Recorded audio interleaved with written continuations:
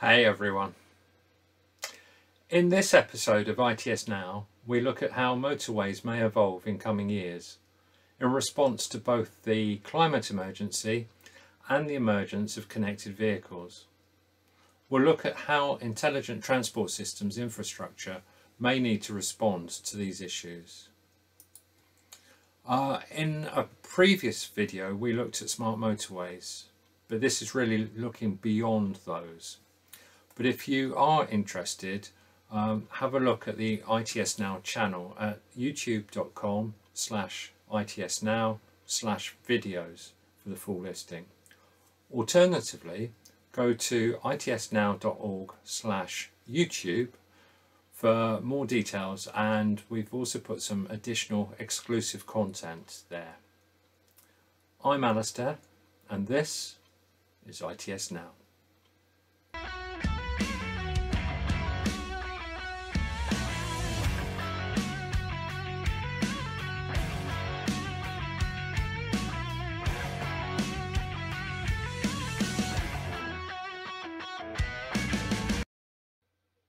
How will ITS infrastructure contribute to changes on our motorways, particularly in order to help diminish the impact of transportation on the environment? I felt it appropriate to explore some of the issues which surround transport on our interurban highways, specifically motorways and dual carriageways, and the way in which intelligent transport systems might help to diminish the impact that the transportation of people and goods has on the environment. Over the course of the last few years, the importance of decarbonising our lives has been highlighted by the increasing number of disruptive natural events which have occurred across the planet, while set against the backdrop of the upheaval caused by the global pandemic, which continues to beset us. Many feel that COVID-19 provided an opportunity to reflect on our lifestyles and has been the catalyst for many to want to make significant changes to their daily lives and reduce our impact on the environment generally. In recent months, we have also seen that the transition from vehicles powered with internal combustion engines, using petrol or diesel, to battery electric vehicles, or BEV for short, has undoubtedly been accelerated as a consequence of the vast reduction in vehicle sales figures during the COVID-19 pandemic. As a result, vehicle manufacturers were left with stark decisions to make about overhead costs and the future investment strategies. In addition, the recent huge increase in fossil fuel costs has also had a huge impact on the public, so that people are much more open to using BEVs. Because of this, the transition to BEVs has now started at scale, although the time it will take to reach a significant proportion of the vehicle fleet will still largely be dependent on government incentives and policy decisions.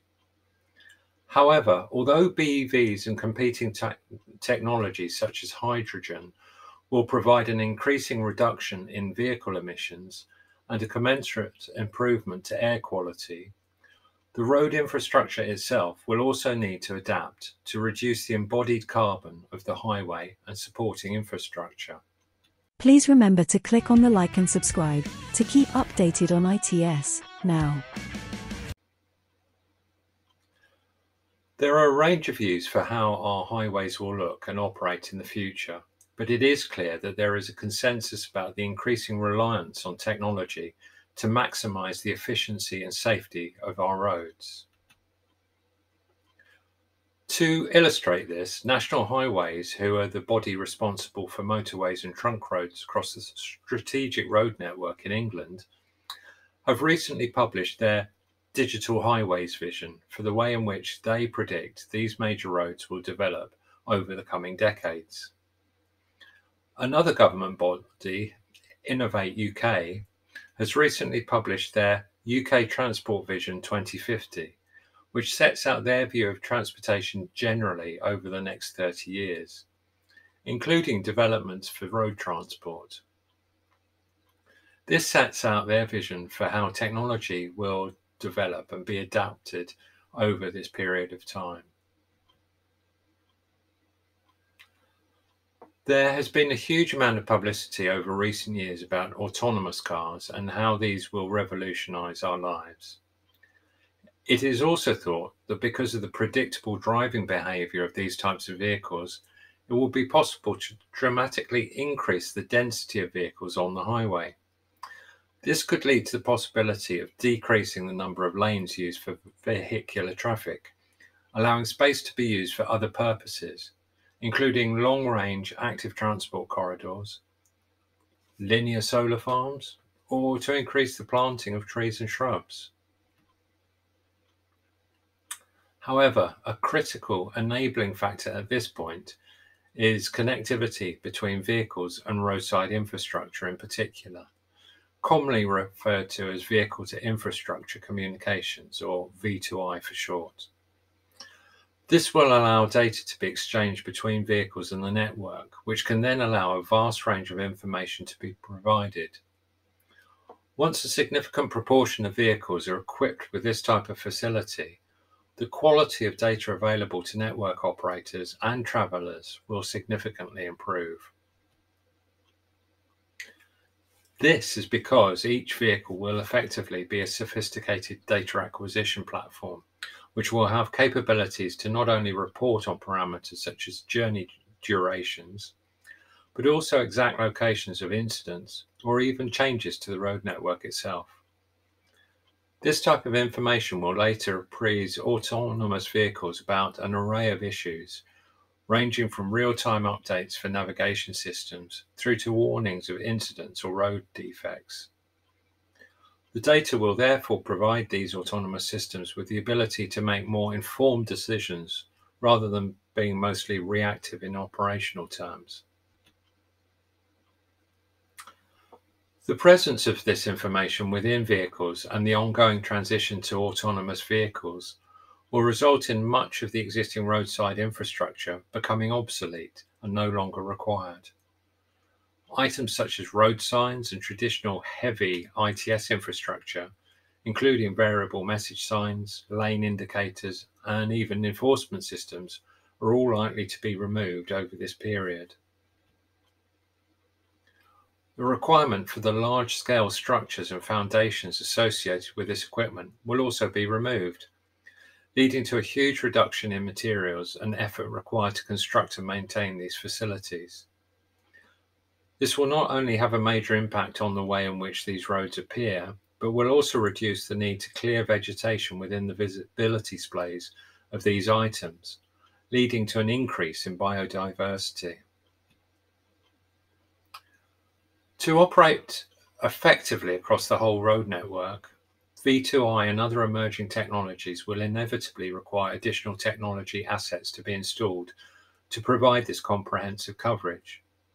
However, it is thought that much of this will consist of deploying communications facilities and the use of increasing numbers of simple sensors to provide diverse information on not only traffic flow, but also environmental condition monitoring for structures like bridges and tunnels. It will be important, though, not to invest in the provision of heavy engineering solutions for aspects of this transition period, which could become superseded in a relatively short period of time. As an example, this could include aspects of charging infrastructure for BEVs, particularly HGVs, where infrastructure investment could be overtaken by advances in battery technologies, which dramatically extend range capabilities, as well as the wider adoption than initially anticipated of competing technologies such as hydrogen, or the development of new materials such as conductive concrete, which could radically simplify the equipment needed to install wireless charging for vehicles. It is important, therefore, to keep an open mind about how facilities should be implemented to ensure that abortive or short-term infrastructure deployments are avoided wherever possible. The mix of technology progress, particularly with connected automated vehicles, the transition to zero-emission vehicles, and the issues associated with reaching a carbon neutral net zero transport infrastructure will undoubtedly result in huge changes to the way in which our road infrastructure is used and managed. So in a lot of ways, this is a very exciting time to be involved in ITS. Right, could I ask you to please subscribe to our channel? We recently passed the 100 subscriber point, which means we have been given a proper URL by YouTube. So you can now find the channel easily by tapping in youtube.com/ITSnow. ITSNOW. Thank you. See you next time for more intelligent transport systems.